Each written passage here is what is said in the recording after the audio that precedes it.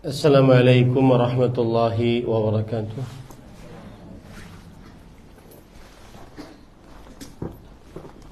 Bismillahirrahmanirrahim.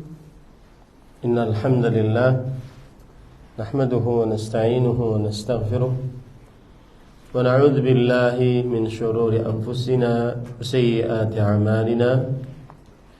Man yahdihillahu fala mudilla lahu wa man yudlil fala hadiya lahu. وأشهد أن لا إله إلا الله وحده لا شريك له وأشهد أن محمدا عبده ورسوله يا أيها الذين آمنوا اتقوا الله حق تقاته ولا تموتن إلا وأنتم مسلمون يا أيها الناس اتقوا ربكم الذي خلقكم من نفس واحدة وخلق منها زوجها وبث منهما رجالا كثيرا ونساء واتقوا الله الذي تساءلون به والأرحام إن الله كان عليكم رقيبا يا أيها الذين آمنوا اتقوا الله وقولوا قولا سديدا يصلح لكم أعمالكم ويغفر لكم ذنوبكم ومن يطع الله ورسوله فقد فاز فوزا عظيما أما بعد فإن أصدق الحديث كتاب الله وأحسن الهدي هدي محمد صلى الله عليه وعلى آله وسلم وشر الأمور محدثاتها وكل محدثة بدعة وكل بدعة ضلالة وكل ضلالة في النار. Alhamdulillah, kita bersyukur pada Allah Subhanahu wa ta'ala. Pada hari ini, hari Ahad sore 15 Rabiul Awal 1445 Hijriah, kita dimudahkan oleh Allah Subhanahu wa ta'ala untuk duduk bersama mengkaji ayat-ayat suci Al-Quran dan hadis-hadis Rasul sallallahu alaihi wa ala alihi wasallam dalam sebuah kajian yang Islam ilmiah yang membahas tema Thalathu Anwan Lis-Sa'adah, 3 perkara yang mendatangkan kebahagiaan. Salawat dan salam semoga selalu Allah berikan kepada Nabi kita Muhammad sallallahu alaihi wa alihi wasallam, pada keluarga beliau, para sahabat, serta orang-orang yang mengikuti beliau sampai hari kiamat kelak. Dengan nama-nama Allah yang husna dan sifat-sifatnya yang mulia, kita berdoa, Allahumma inna nas'aluka ilman nafi'an wa rizqan tayyiban wa amalan mutaqabbala, Allahumma amin.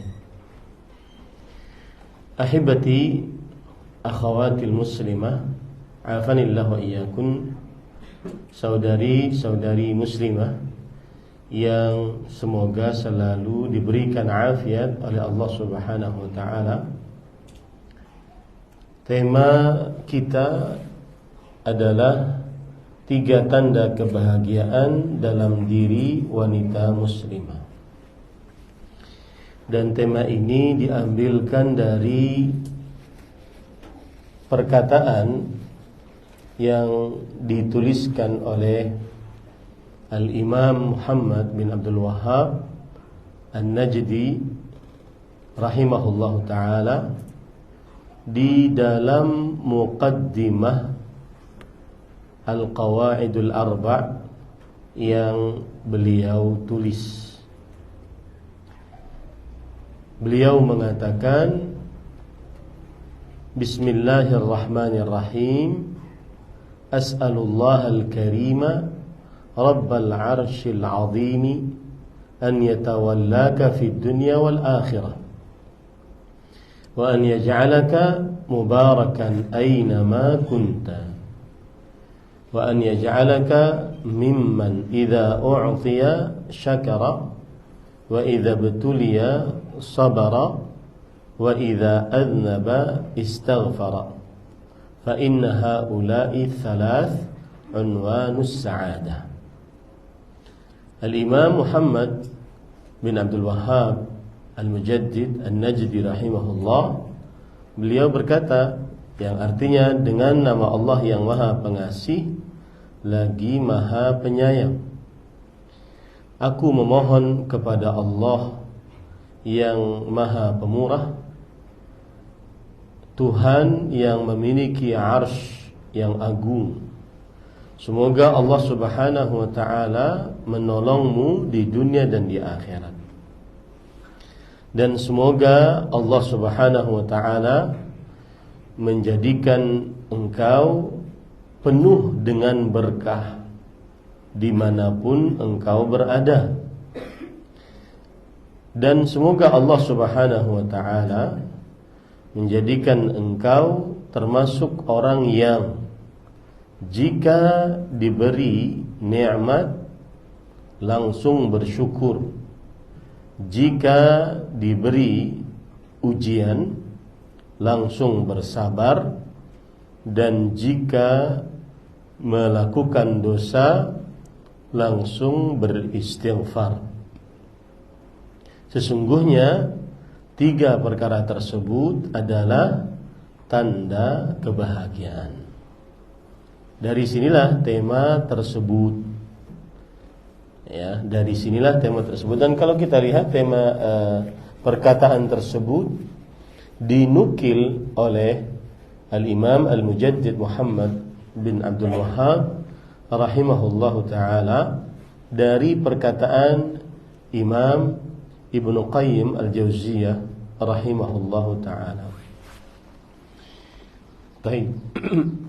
Ahibati akhawati al-muslimah al-karimat, afanillahu wa iyyakum, saudari-saudari muslimah yang saya muliakan, semoga Allah Subhanahu wa ta'ala selalu memberikan afiat kepada kita di dunia dan di akhirat.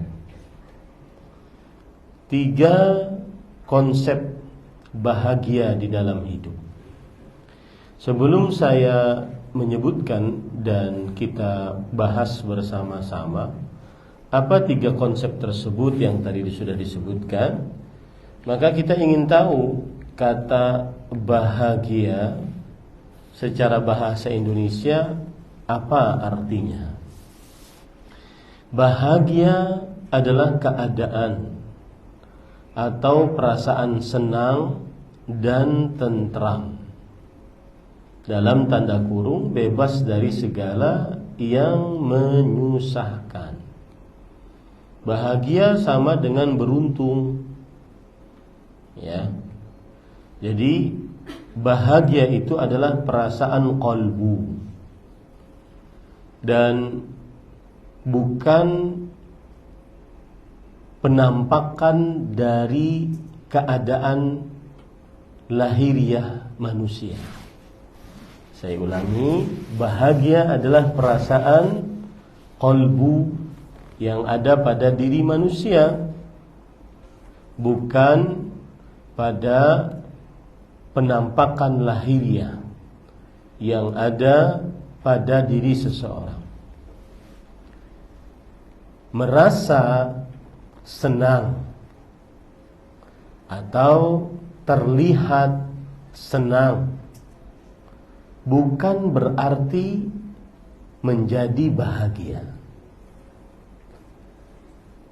Terlihat senang oleh orang lain, mempunyai rumah megah, terlihat senang oleh orang lain, memiliki mobil mewah, terlihat senang oleh orang lain, memiliki harta berlimpah ruah, emas, perak, kilauan dan kiloan, kemudian uang bertumpuk-tumpuk, terlihat senang oleh orang lain, tidak mesti bahagia. Laisatil mut'ah hiya sa'adah. Bukanlah kesenangan tanda kebahagiaan. Karena kebahagiaan ada pada qalbu, bukan ada pada lahiriah.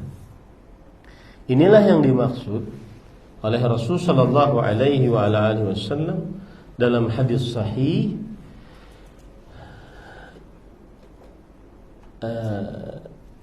Rasulullah sallallahu alaihi wasallam bersabda, "Laisal ghina an kathratil 'ard, walakinnal ghina ghinan nafs." Yang artinya bukanlah kekayaan dengan banyaknya harta benda, akan tetapi kekayaan yang hakiki adalah kebahagiaan diri, kebahagiaan yang ada di dalam qalbu. Hadis ini riwayat Bukhari dari Abu Hurairah radhiyallahu anhu. Sebagian orang rumahnya megah, mobilnya mewah, harta bertumpuk ruah, dia mau makan minum apa saja dia sanggup, memakai pakaian apapun dia bisa membeli dan memakainya, tetapi dia masih belum bahagia. Buktinya apa? Buktinya dia masih mengkonsumsi minuman khamar untuk mencari ketentraman dan kebahagiaan yang dia dambakan di dalam qalb. Buktinya apa dia belum bahagia? Dia masih kelabing malam, dugem untuk mencari satu kata, as-sa'adah. Kebahagiaan di dalam qalbu, yaitu ketentraman, kenyamanan qalbu. Makanya saya tadi katakan, laisatil mut'ah hiya sa'adah. Bukanlah yang namanya harta benda, kesenangan luar itu adalah hakikat kebahagiaan. Tapi kebahagiaan yang hakiki adalah yang ada di dalam qalbu. Mungkin terlihat oleh orang dia miskin, tetapi dengan kemiskinannya, qalbunya dia bersyukur, merasa cukup, maka dia bahagia. Sebagaimana hadis Rasul sallallahu alaihi wasallam, "Irda bima qasama Allah takun aghnan nas." Wasrah dengan apa yang Allah Subhanahu wa taala berikan, walau sedikit, niscaya engkau akan langsung menjadi manusia yang paling kaya, paling bahagia. Kenapa? Karena diberikan kepuasan qalbu atas pemberian yang Allah Subhanahu wa taala berikan. Hadis riwayat Imam Tirmidzi. Nah, kita akan membahas tentang 3 unwanus sa'adah, 3 tanda kebahagiaan. Tanda maksudnya di sini adalah tanda orang yang mengerjakan 3 ini, maka dia akan bahagia. Qalbunya tentram, qalbunya nyaman, qalbunya indah, senang, ya, meskipun terlihat melarat oleh orang lain, meskipun nampak sengsara oleh orang lain, ternyata kalbunya nyaman, tentram, dan disitulah dia bahagia. Saya beri contoh misalkan, mungkin kisah ini sudah sering diceritakan oleh para ustaz, tetapi wa fi tadhkiri faedah. Wa dzakir fa inna dzikra tanfa'ul mu'minin. Di dalam pengulangan ada faedah. Dan ingatlah selalu, sesungguhnya peringatan selalu bermanfaat untuk orang-orang beriman.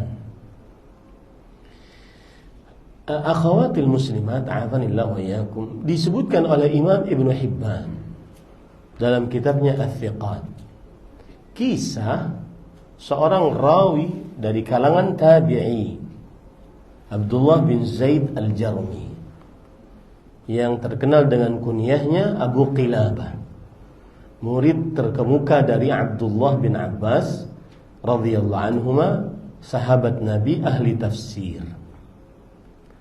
Lihat bagaimana beliau dalam pandangan manusia memiliki keterbatasan, kekurangan, ketidaknyamanan hidup, ketidakbahagiaan. Tetapi beliau malah menjadi orang yang paling bahagia ketika beliau merelakan dengan apa yang beliau dapati dari Allah Subhanahu wa ta'ala. Ahibati fillah, afanillah wa iyyakum. Abdullah bin Zaid Al-Jarmi, Abu Qilabah, beliau dalam keadaan matanya rabun, telinganya lemah pendengaran, kedua tangannya buntung, kedua kakinya buntung. Dalam keadaan demikian, beliau masih bisa berdoa, Allahumma auzi'ni an ashkura ni'mataka allati an'amta alayya wa ala an'amta alayya wa faddaltani ala kathirin mimman khalaqta tafdhila. Ya Allah, beri aku petunjuk untuk bisa bersyukur atas nikmat-nikmat yang telah Engkau berikan kepadaku, dan atas apa saja yang Engkau telah muliakan aku di atas kebanyakan manusia. Lihat di sini, beliau dalam keadaan cacat dan kekurangan, tetapi beliau bahagia. Makanya sekali lagi saya katakan, kebahagiaan bukan pada penampakan kesenangan di luar yang dilihat oleh manusia. Saya sering mengulang-ulang perkataan ini, merasa senang atau terlihat senang bukan berarti menjadi bahagia. Kemudian datang seseorang yang berkunyah Abu Muhammad. Beliau bertanya, hal fahimta ma taqul? Apakah engkau faham apa yang kau ucapkan? Kemudian Abu Qilabah rahimahullah berkata, kalau seandainya halilintar menyambarku, air lautan menenggelamkanku, bumi menelanku, niscaya aku tidak akan berhenti untuk bersyukur kepada Allah atas nikmat yang Allah Subhanahu wa ta'ala berikan kepada. Apa nikmat tersebut? Yaitu nikmat lisan, yang dengannya beliau masih bisa berzikir kepada Allah Subhanahu wa ta'ala. Disitulah letak kebahagiaan. Kebahagiaan terkadang didapat saat dalam keadaan kesulitan hidup yang dilihat oleh orang luar. Tapi yang mendapatkannya merasa kalbunya nyaman, tentram, dan dia bahagia. Saya pribadi kita sangat suka kadang mendengar orang kalau berkenalan dengan orang tersebut, sering dia mengucapkan Alhamdulillah, alhamdulillah, alhamdulillah. Dalam sela-sela pembicaraannya dia alhamdulillah, alhamdulillah. Maka inilah puncak kebahagiaan. Nah, oleh sebab itu, akhawatil muslimat al-karimat, a'afanillah wa iyyakum, saudari-saudariku muslimah yang saya muliakan, semoga Allah Subhanahu wa taala selalu memberikan afiat kepada kita di dunia dan di akhirat. Kita akan mempelajari bahwa orang akan bahagia apabila bersyukur saat mendapat nikmat, apabila bersabar saat mendapat musibah, apabila beristighfar saat berdosa. Al-Syeikh Al-Imam Al-Mujaddid Muhammad bin Abdul Wahhab An-Najdi rahimahullah, beliau mendoakan para penuntut ilmu dengan doa ini. Yang pertama adalah an yaj'alaka mimman idza u'tiya syakar. Allah menjadikan engkau termasuk orang yang jika diberi bersyukur. Maka bersyukur adalah ibadah yang agung. Bersyukur adalah satu kebiasaan para nabi alaihi wassalatu wassalam. Allah berfirman tentang Nabi Nuh alaihi salam dalam surat Al-Isra ayat 3. In dzurriyyata man hamalna ma'a Nuh innahu kana 'abdan syakura. Yang artinya keturunan yang kami bawa bersama Nabi Nuh, sesungguhnya Nabi Nuh adalah hamba Allah yang pandai bersyukur. Kalau kita lihat kisah Nabi Nuh, itu sebenarnya yang lebih pantas bukan pandai bersyukur, malah pandai bersabar. Bayangkan berdakwah 950 tahun, kemudian hanya dapat sekitar 80-an orang. Berarti 10 tahun dapat 1 orang. Itu pun disertai dengan ejekan, dengan celaan, hinaan. Tapi beliau bersabar. Tetapi kenapa Allah Subhanahu wa taala menyematkan gelar kepada beliau, innahu kana 'abdan syakura. Sesungguhnya Nabi Nuh alaihissalam adalah hamba yang pandai bersyukur. Karena beliau di tengah ujian dan beliau bersabar, maka kemudian beliau menerima keadaan tersebut. Dan itulah puncak kesyukuran. Kemudian Allah menceritakan dalam surat An-Nahl ayat 120-121 tentang Nabi Ibrahim yang pandai bersyukur. Inna Ibrahim kana ummah qanitan lillah hanifan wa lam yakun minal musyrikin syakiran li an'umih ijtabahu wa hadahu ila siratin mustaqim. Sesungguhnya Nabi Ibrahim adalah suri tauladan, ahli ibadah kepada Allah, orang yang mentauhidkan Allah dan tidak mensyirikkan Allah Subhanahu wa taala. Pandai bersyukur atas nikmat-nikmat Allah. Allah memilih beliau dan memberi petunjuk kepada beliau untuk menuju jalan yang lurus. Ini adalah menunjukkan bahwa syukur ibadah yang agung karena kebiasaan para nabi, kebiasaan Rasul pertama, kebiasaan bapaknya para nabi alaihi salatu wassalam. Karena Nabi Ibrahim itu beliau dan 19 nabi seluruhnya adalah keturunan Nabi Ibrahim. Selain Nabi Ibrahim, Adam, Idris, Nuh, Hud, Saleh dan Lut. 6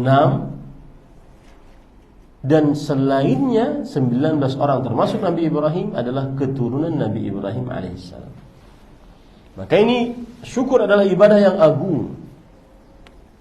Kemudian syukur memiliki keutamaan yang sangat luar biasa. Dan ini yang menjadikan syukur menambah kebahagiaan atau tanda kebahagiaan. Kiat orang bahagia bersyukur atas apa yang Allah Subhanahu wa taala berikan. Apa itu? Syukur adalah penyebab paling terbesar bertambahnya nikmat dan tetapnya nikmat. Allah berfirman dalam surat Ibrahim ayat 7, wa id ta'adzana rabbukum la in syakartum la azidannakum wa la in kafartum inna 'adzabi lasyadid. Dan ingatlah ketika Allah Rabb kalian memberitahukan kepada kalian, jika kalian bersyukur. Itu adalah fi'il syarat, kata kerja syarat. Jawaban syarat harus mengerjakan kata kerja syarat. Siapa yang ingin dapat jawaban, maka dia harus mengerjakan kata kerja syaratnya. Apa jawabannya? La azidannakum. Sungguh aku akan benar-benar tambahkan nikmat kepada kalian. Akhawatil muslimat, a'afanillah wa iyyakum.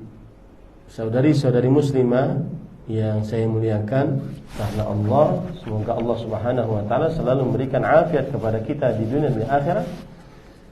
Siapa yang bersyukur pasti Allah Subhanahu wa taala tambahkan. Dan kebalikannya berarti yang tidak bersyukur akan hilang nikmatnya.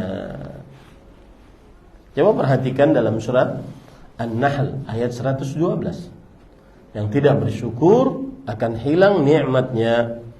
Wa daraballahu mathalan qaryatan kanat aminatan mutmainnatan ya'tiha rizquha ragadan min kulli makanin fakafarat bi an'amillah fa'adzaqaha Allahu libasal ju'i wal khaufi bima kanu yasna'un.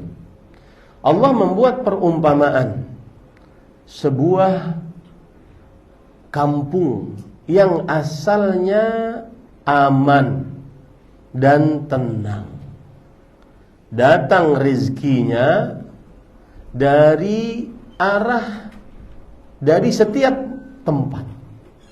Lalu orang-orang di kampung tersebut kufur dengan nikmat Allah Subhanahu wa taala. Maka Allah Subhanahu wa taala akhirnya menggantikan rasa aman dan rezeki tadi dengan dua kebalikannya, rasa takut dan rasa lapar, disebabkan apa yang telah mereka perbuat.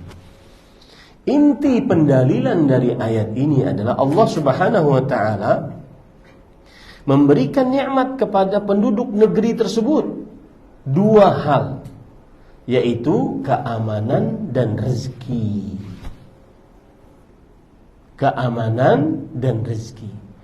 Maka ketika mereka tidak bersyukur tentang keamanan dan tentang rezeki tersebut, Allah gantikan dengan rasa takut dan juga rasa lapar. Makanya ibu-ibu, saudari-saudari muslimah yang dimuliakan oleh Allah Subhanahu wa taala, kapan di keluarga kita ada keamanan? Anak-anak aman, suami aman. Kemudian yang kedua ada makanan. Makanan tersebut tidak mesti harus banyak-banyak. Tetapi pada hari itu, karena besok hari kita tidak mengetahui apakah kita masih hidup atau tidak, maka itulah nikmat terbesar. Man asbaha minkum aminan fi sirbihi mu'afan fi badanihi wa 'indahu qutu yaumihi ka'annama hizat lahu dunya bihadzafiriha. Siapa di antara kalian masuk di waktu pagi dalam keadaan aman di tempat tinggalnya, sehat, diberikan afiat, kemudian dia memiliki makanan pada hari itu, maka seakan-akan dia memiliki dunia dan seisinya. Kembali ke penduduk negeri tadi. Ketika mereka tidak bersyukur dengan nikmat aman dan rezeki, akhirnya Allah ganti nikmat dengan rasa takut dan tidak aman, rasa takut dan kelaparan. Makanya Allah berfirman dalam surat Ar-Ra'd ayat 11, "Innallaha la yughayyiru ma biqaumin hatta yughayyiru ma bi anfusihim." Allah tidak merubah suatu kaum sampai mereka merubah diri mereka sendiri. Sebagian orang memahami ayat ini adalah engkau akan dirubah oleh Allah sesuai dengan usahamu. Nah, ini keliru di dalam memahami ayat ini. Ayat ini maksudnya adalah Allah tidak akan merubah keadaan suatu kaum sampai mereka merubah diri mereka. Allah terus akan memberikan nikmat kepada suatu kaum, dan tidak akan Allah cabut nikmat tersebut sampai ia merubahnya dengan maksiat. Baru Allah cabut nikmatnya. Ini para ikhwan yang dirahmati oleh Allah Subhanahu wa taala. Baik. Kalau sudah kita pahami pendahuluan tentang syukur, maka apa arti syukur? Para ulama rahimahumullah ta'ala menyebutkan tentang arti syukur secara bahasa. Perhatikan, disebutkan oleh Ibnu Manzur dalam kitab Lisanul Arab, salah satu kamus besar bahasa Indonesia, bahasa Arab, syukur taduru haula ziyadati wan nama. Kata syukur diambil dari 3 huruf dasar, shin, kaf, dan ra. Ini menunjukkan kepada makna tambahan dan pertumbuhan, perkembangan, penambahan dan perkembangan. Ini makna syukur secara bahasa.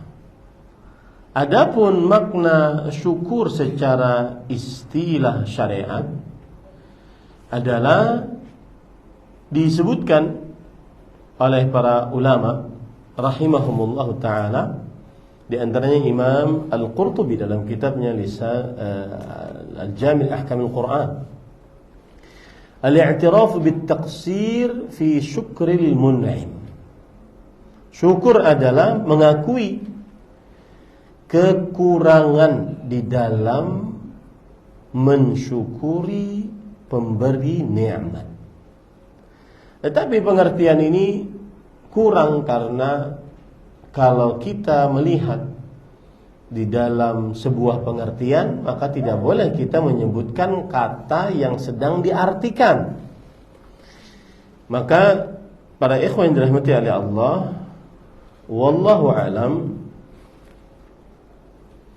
kita ambil beberapa definisi dari syukur. Di antara definisi yang jami', mani', komprehensif adalah zuhuru athari an-ni'amil ilahiyah 'ala al-'abdi fi qalbihi imanan wa fi lisanihi hamdan wa thana'an wa fi jawarihihi ibadatan wa ta'ah.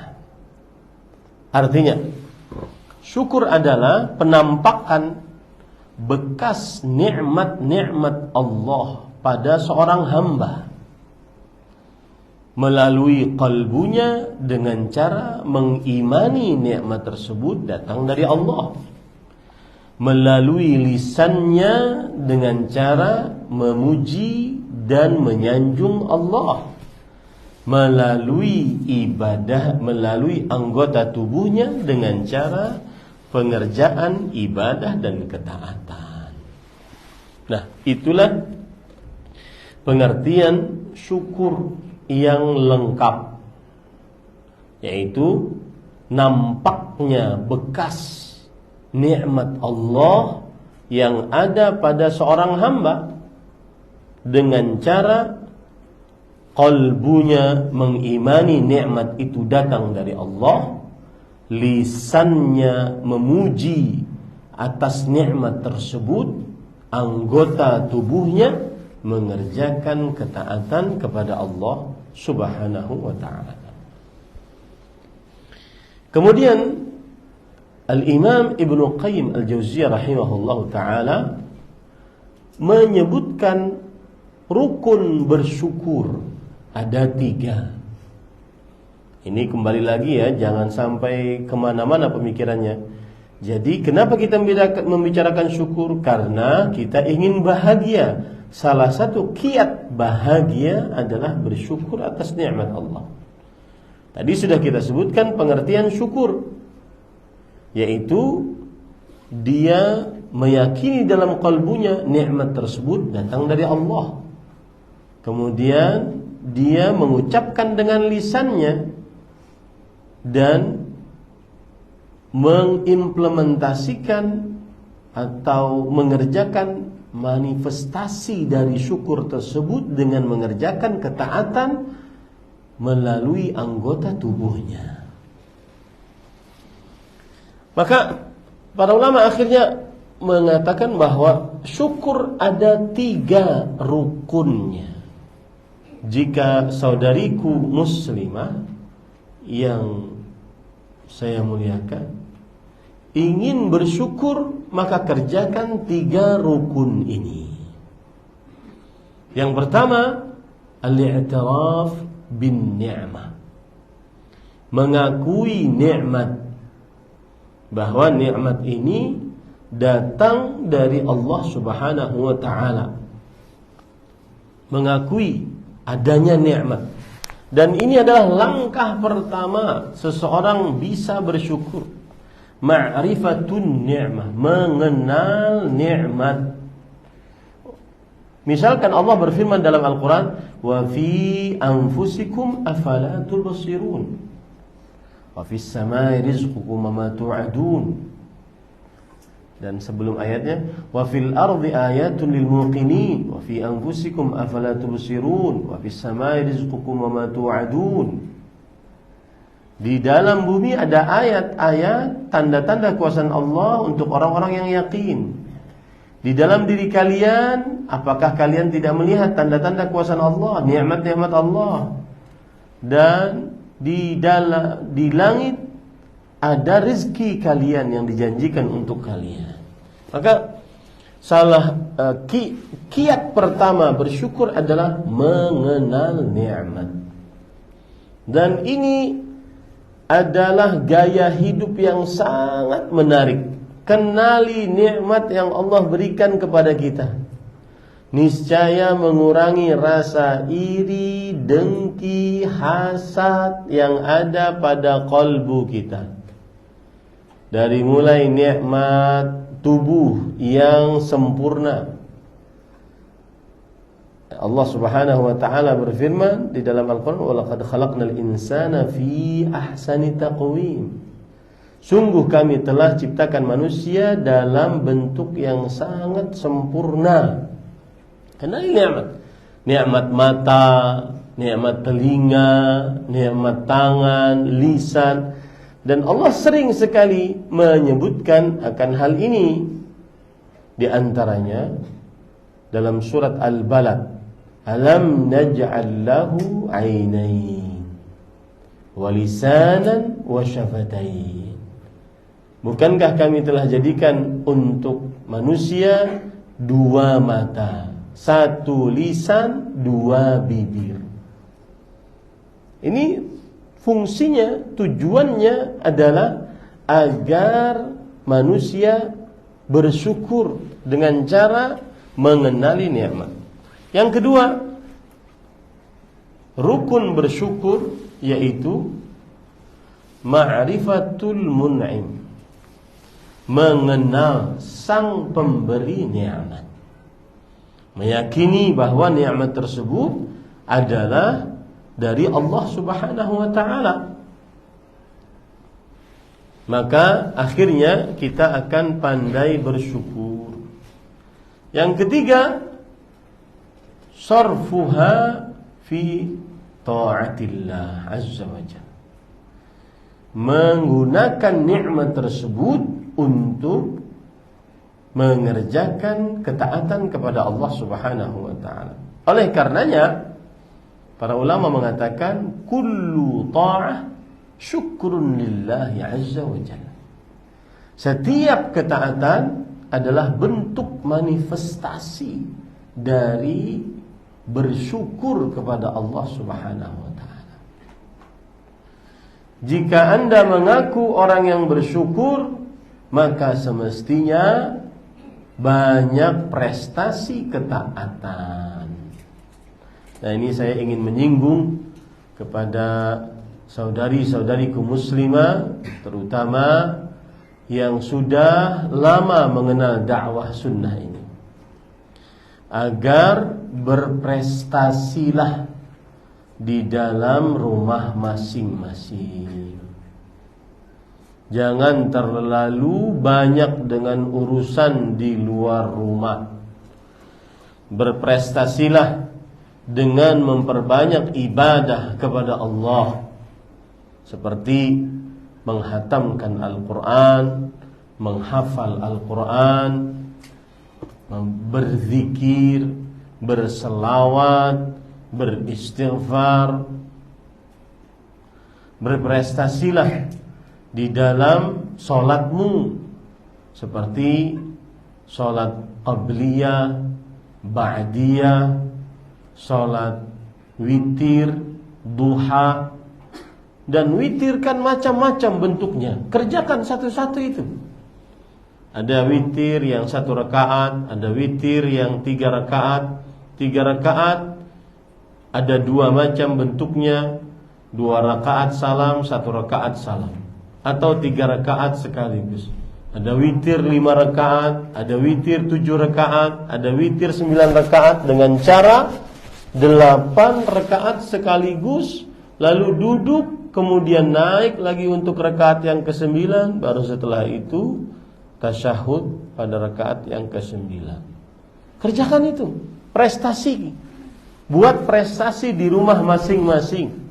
Jangan terlalu banyak memikirkan hal-hal yang tidak mendatangkan manfaat kita.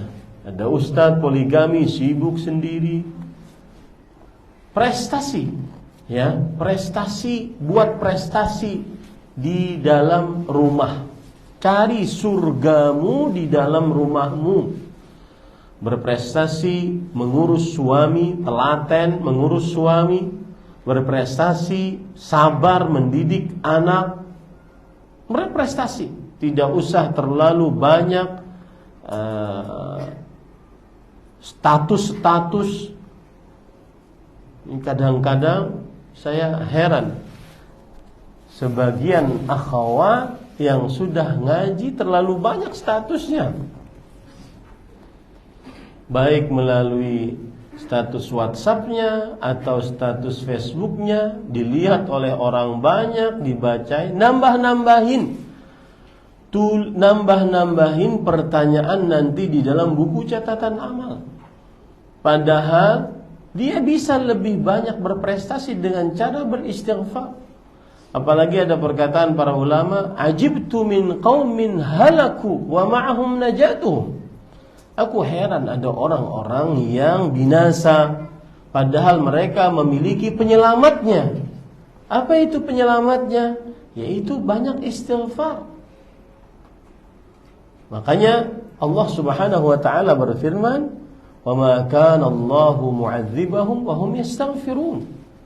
Allah Subhanahu wa taala tidak akan menyiksa mereka dalam keadaan mereka beristighfar. Tuba liman kana fi sahifatihi istighfaran katsira.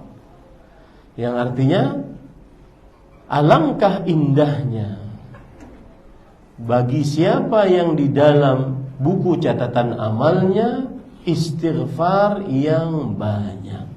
Maka saya nasihatkan ini ya, agar berprestasi di dalam rumahnya masing-masing. Jangan terlalu banyak gerakan-gerakan ataupun perkumpulan-perkumpulan yang malah tidak mendatangkan prestasi. Buang waktu iya, buang umur iya, nambah dosa iya.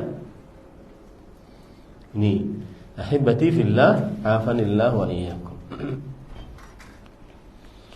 Lihat 3 rukun ini, rukun bersyukur, kita kembali kepada rukun bersyukur tadi. Lihat 3 rukun ini di dalam surat An-Naml ayat 19. Fatabassama dhahikan min qawliha wa qala rabbi awzi'ni an ashkura ni'mataka allati an'amta 'alayya wa an a'mala salihan an'amta 'alayya wa 'ala walidayya wa na'mala salihan tardah wa adkhilni bi rahmatika fi ibadika as-salihin. Nabi Sulaiman alaihi salam, beliau tersenyum sambil tertawa dari ucapan semut tersebut. Kemudian beliau berdoa, ya Allah, berikan aku petunjuk untuk bersyukur atas nikmat-nikmat-Mu yang telah Engkau berikan kepadaku. Ini rukun pertama, ma'rifatun ni'mah, al-i'tiraf bin ni'mah, mengenal nikmat. Dan berikan aku petunjuk agar aku bisa beramal saleh yang Engkau ridhai, dan masukkan aku ke dalam rahmat-Mu, dengan rahmat-Mu ke dalam orang-orang yang saleh. Ini inti pendalilannya adalah rukun yang kedua, an a'mala salihan taradhah, agar aku bisa beramal saleh yang Engkau ridhai. Setelah mengenal nikmat, mengenal pemberi nikmat, kemudian menggunakan nikmat tersebut di dalam ketaatan. Jadi 3 rukun syukur itu ada pada dalil surat An-Naml ayat 19. Para ikhwah yang dirahmati oleh Allah Subhanahu wa taala,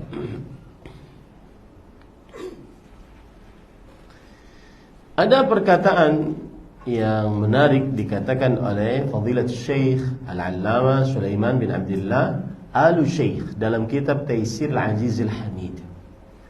Wa ammal a'ma fa'tarafa bi ni'matillah. Adapun orang yang buta, dia mengakui nikmat Allah. Wa nasabaha ila ma an'ama man un'ima alaihi biha, dan dia menyandarkan nikmat tersebut kepada yang memberi nikmatnya. Wa adda haqqallahi fiha, dan dia menunaikan hak Allah di dalamnya. Fastahaqqa ridha min Allah biqiyamihi bi syukrin ni'mah lamma ata bi arkani syukri thalatha. Maka dia berhak mendapatkan ridha Allah Subhanahu wa taala dengan mengerjakan rukun syukur yang 3 tadi. Allati la yakumu syukru illa biha, yang mana kesyukuran tidak akan tegak kecuali dengan 3 perkara tersebut. Al-iqrar bin ni'mah wa nisbatuha ila al-mun'im wa badluha fima yuhib. Menetapkan adanya nikmat, penyandaran nikmat tersebut kepada pemberi nikmat yaitu Allah, dan menggunakan nikmat tersebut di dalam apa saja yang dicintai oleh Allah Subhanahu wa taala. Nah, dengan ini orang bahagia. Dengan ini hatinya nyaman, hidupnya tentram, ya. Meskipun terlihat, nampak oleh manusia dia miskin, melarat, atau sulit dipandang oleh manusia. Tetapi ketika dia bersyukur atas nikmat Allah, maka dia akan bahagia. Ahibati fillah, afanillah wa iyyakum.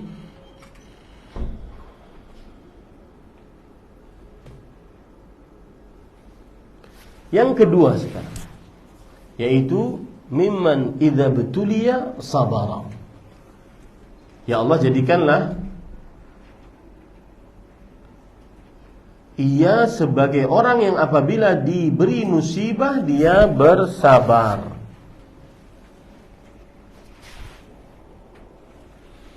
Para ikhwan yang dirahmati oleh Allah Subhanahu wa taala, sabar adalah ibadah yang Allah Subhanahu wa taala memerintahkan Nabi Muhammad sallallahu alaihi wasallam dengannya.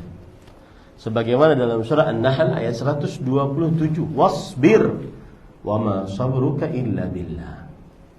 Bersabarlah engkau wahai Muhammad sallallahu alaihi wasallam, dan tidak ada kesabaranmu kecuali dengan meminta pertolongan kepada Allah Subhanahu wa taala.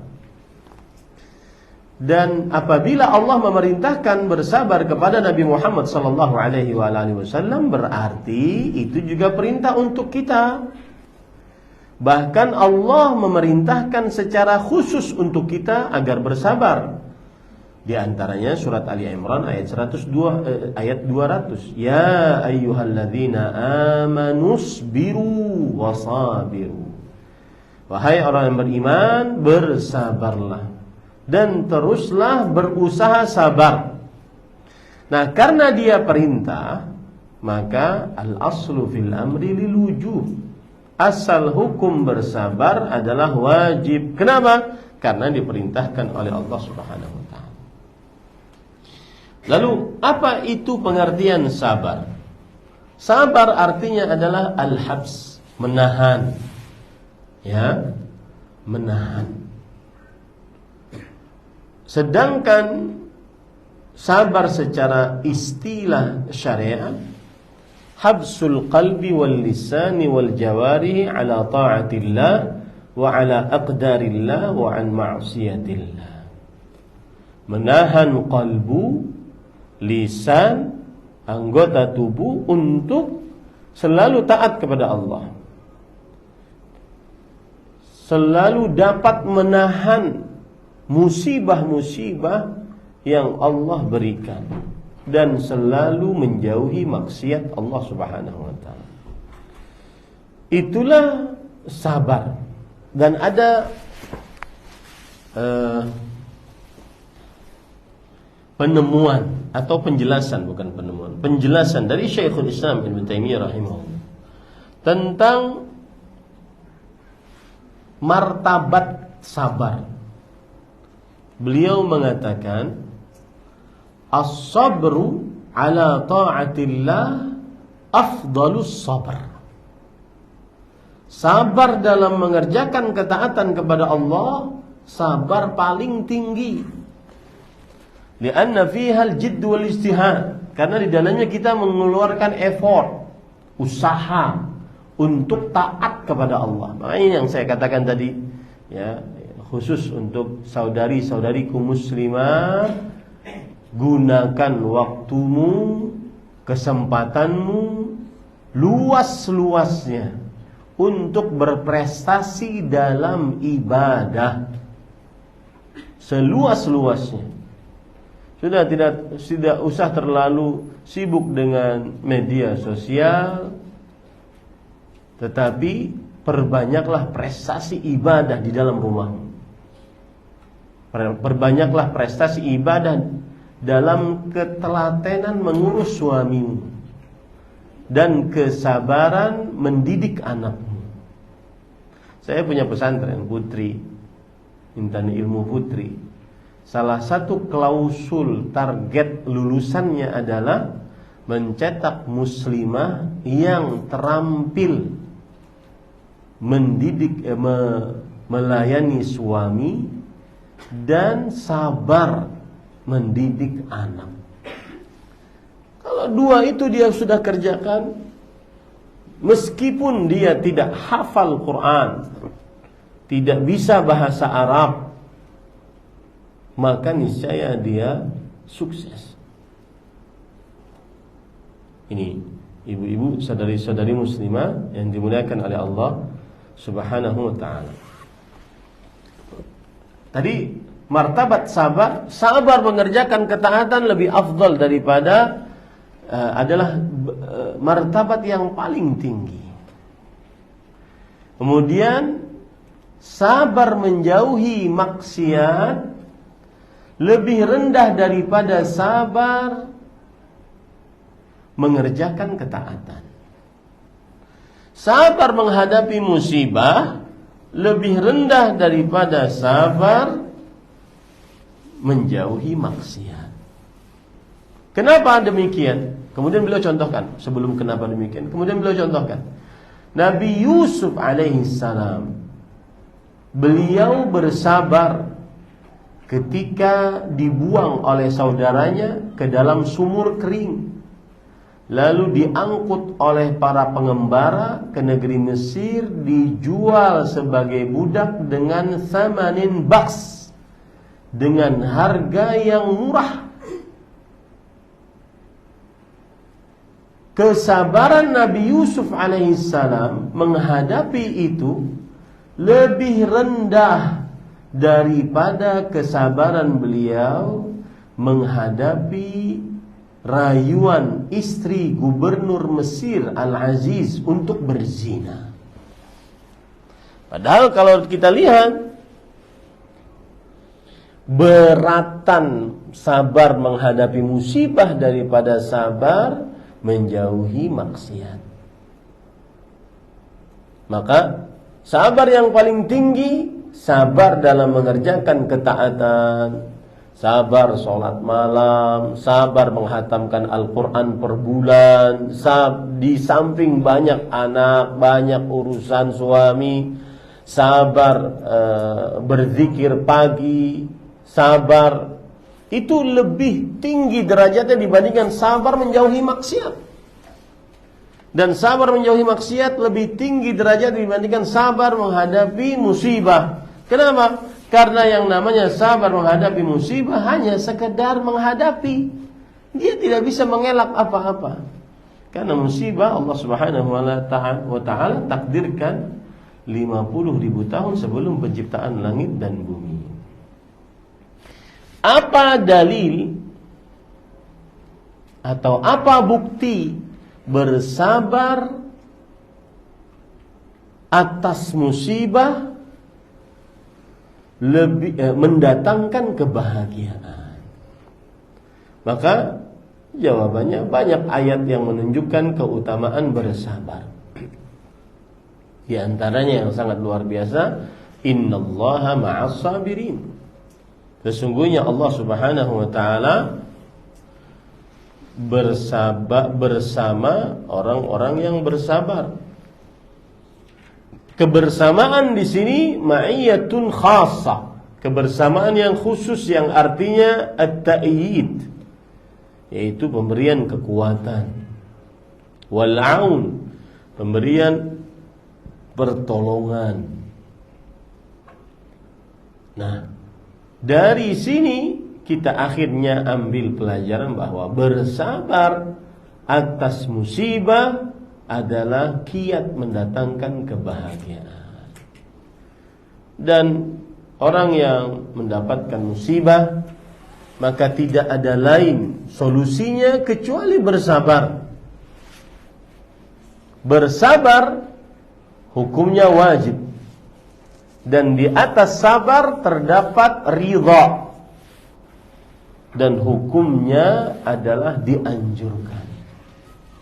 Ridha dengan musibah. Ini para ikhwan yang dirahmati oleh Allah Subhanahu wa ta'ala. Kemudian yang ketiga, an yaj'alaka mimman idza adnaba astaghfar. Semoga Allah menjadikan engkau apabila berdosa maka langsung beristighfar. Apa makna istighfar? Istighfar adalah talabu al-ghufr. Ghufr, talabul ghufr artinya meminta ghufr. Apa arti ghufr? Ghufr secara bahasa artinya adalah al-ghita, penutup, atau as-sitr, ya, penutup.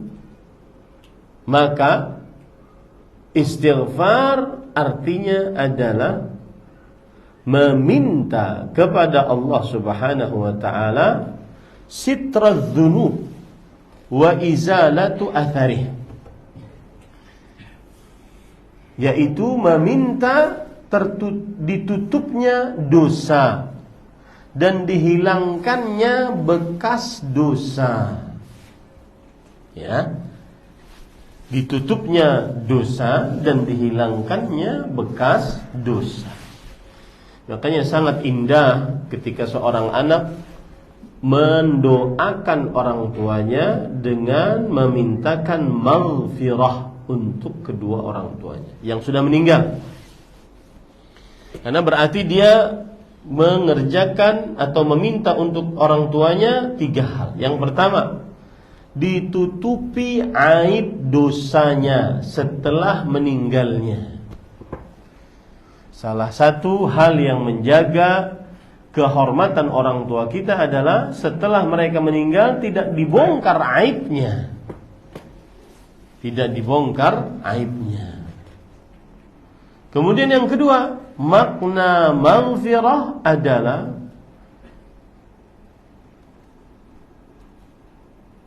tabdilus sayyi'at bil hasanat, mengganti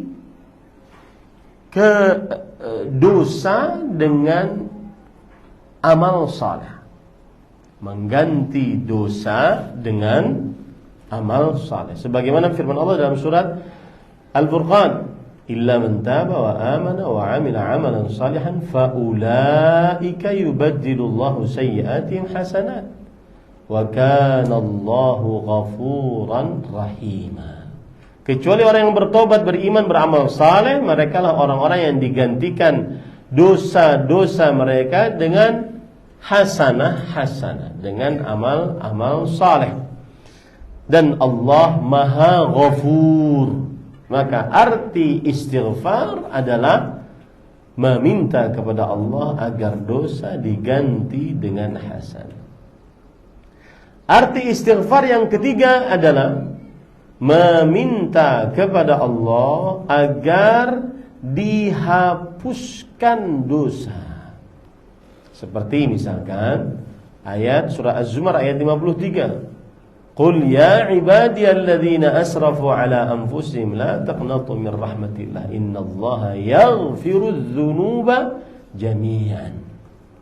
Katakanlah wahai Muhammad sallallahu alaihi wasallam, wahai hamba-hambaku yang melampaui batas, janganlah kalian berputus asa. La taqnatu min rahmat. Janganlah kalian berputus asa dari rahmat Allah Subhanahu wa taala. Sesungguhnya Allah memberikan maghfirah atas dosa-dosa seluruhnya. Apa maghfirah yang dimaksud di sini? Menghapuskan dosanya. Nah, di sini nanti ada khilaf di antara ulama. Apakah kalau orang sudah dihapuskan dosanya, dia akan terlihat di dalam buku catatan amalnya atau tidak? Maka jawabannya, pendapat yang kita kuatkan dari pendapat para ulama adalah iya. Berdasarkan firman Allah dalam surat Al-Kahfi, wa wajadu ma 'amilu hadiran wa la yadhlimu rabbuka ahada. Apapun yang mereka kerjakan akan mereka dapati, meskipun dosa yang sudah diistighfari akan mereka dapati. Cuma catatannya masih ada, akan tetapi Allah mengampuni, yaitu dihapuskan siksanya. Jadi catatannya masih ada, tapi Allah Subhanahu wa taala menghapuskan siksanya. Dan sebagaimana sudah saya sebut, ibu-ibu, saudari-saudari muslimah yang dimuliakan oleh Allah Subhanahu wa taala, bahwa ada heran kalau ada orang yang binasa dengan dosa, padahal dia memiliki penyelamatnya. Apa itu? Memperbanyak istighfar. Maka sambil di rumah, astagfirullah, astagfirullah, astagfirullah. Di jalan perbanyak istighfar, karena itu adalah penyelamat. Laisa sya'nu an-nudhnib, walakinna sya'na hal nastaghfiru minna dzunub. Bukan yang menjadi standar penghitungan adalah kita berdosa atau tidak, karena kita pasti berdosa. Tetapi yang menjadi standar adalah apakah kita beristighfar dari dosa itu atau tidak. Nah, ini kira-kira yang bisa disampaikan.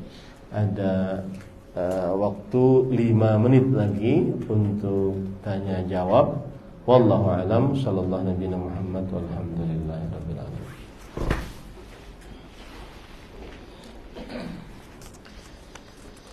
Bagaimana cara meraih kebahagiaan jika syaitan selalu membisikkan kepada kita, ibu rumah tangga, karena kelelahan dengan pekerjaan rumah? Karena seringkali kami mengeluh dan merasa kufur kepada Allah Subhanahu wa taala. Jawabannya satu kajian tadi. Ya. Jadi kapan merasa kelelahan, maka bersyukurlah atas apa yang Allah berikan. Kemudian yang kedua, bersabarlah dengan ujian. Kemudian yang ketiga, beristighfarlah saat melakukan dosa. Nah, kemudian adapun amalan agar tidak cepat lelah, maka perbanyak zikir kepada Allah Subhanahu wa taala, terutama tasbih, tahmid, takbir, sebagaimana hadis dari Fatimah radhiyallahu anha wa ardhaha. Wallahu a'lam. Apabila mendapatkan ujian, dia selalu berpikir sampai-sampai tidak bisa tidur. Apakah ini termasuk bentuk tidak bersabar? Jawabannya adalah iya. Bentuk tidak bersabar yaitu dia tidak bisa menahan anggota tubuhnya untuk melakukan hal-hal yang mungkar saat mendapatkan musibah. Semestinya ketika dia mendapatkan musibah, maka dia mengucapkan inna lillahi wa inna ilaihi raji'un. Ya, Allahumma ajurni fi musibati hadhihi. Dan ada perkataan ulama salaf, saya lupa nama ulama salafnya, tetapi beliau mengatakan, Ahmadullah, aku bersyukur kepada Allah Subhanahu wa taala atas musibah. Coba bayangkan, bersyukur kepada Allah Subhanahu wa taala atas musibah sebanyak 4 kali. Saya bacakan ya perkataan beliau. Ini dikatakan oleh Shuraih, ya, inni la usabu bil musibah, aku tertimpa musibah, fa ahmadullaha 'alaiha 4 marrat, maka aku bersyukur atas musibah tersebut sebanyak 4 kali. Artinya di dalam musibah ada nikmat. Yang pertama, ashkuruhu idza lam takun a'zama mimma hiya. Aku bersyukur kepada Allah. Ternyata musibahnya tidak lebih besar dari apa yang aku rasakan sekarang. Ini subhanallah, ini luar biasa ibu-ibu, saudari-saudari muslimah. Kalau Anda sedang dapat musibah, lihat ada orang yang lebih susah dari kita, maka kita pasti bersyukur. Ya. Makanya kalau ada orang kehilangan anak, keguguran anak, diwafatkan anak saat masih bayi atau kecil, maka ingat Nabi Muhammad SAW lebih besar ujiannya daripada kita. Maka kita akhirnya bersyukur. Yang kedua, wa idz razaqani sabra 'alaiha. Aku ketika mendapat musibah, aku bersyukur yang kedua. Kenapa? Allah memberikan rezeki kepadaku agar bisa bersabar atas musibah tersebut. Menahan lisan dari menggerutu, berkeluh kesah. Apalagi nih ibu-ibu, saya nasihatkan betul ya, ibu-ibu jangan suka nulis yang berkeluh kesah di media sosial. Ya, apa-apa ditulis di media sosial. Saya beli gudeg, tulis Gudegnya kurang enak, tulis. Hai syahada. Ada apa ini? Ya, nambah-nambah tulisan di buku catatan amal. Kemudian yang ketiga, ya, wa idh waffaqani al-istirja, dan Allah memberi petunjuk kepadaku agar aku bisa istirja, mengucapkan inna lillahi wa inna ilaihi raji'un. Dan ucapan inna lillahi wa inna ilaihi raji'un bukan hanya sekedar saat mati. Ya, misalkan ada seorang ibu-ibu jatuh saat naik motor. Kemudian mendapat kabar temannya mendapat kabar tersebut. Maka temannya mengatakan innalillahi wa inna ilaihi raji'un. Weh, belum mati dia. Enggak. Ucapan innalillah bukan hanya untuk orang yang sudah meninggal, tetapi juga mendapatkan musibah.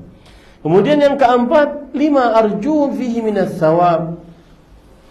Karena dengan ucapan innalillahi wa inna ilaihi raji'un aku akan mendapatkan pahala. Baik. Yang keempat, wa idza lam yaj'alha fi dini. Nah, ini yang luar biasa lagi. Aku bersyukur yang keempat saat mendapat musibah, ternyata musibah itu tidak ada urusannya dengan agamaku. Musibah hanya perkara dunia, kekurangan harta, kekurangan nyawa, kekurangan makanan, bukan perkara agama. Sebagaimana doa Rasulullah SAW riwayat Imam Tirmidzi, yaitu Allahumma la taj'al musibatana fi dinina. Ya Allah, jangan jadikan musibah kami di dalam urusan agama kami. Ya, semoga yang disampaikan bermanfaat. Saya harus mengejar kajian habis maghrib di Masjid Abdurrahman bin Auf. Sallallahu Nabi Muhammad walhamdulillahi rabbil alamin. Wassalamualaikum warahmatullahi wabarakatuh.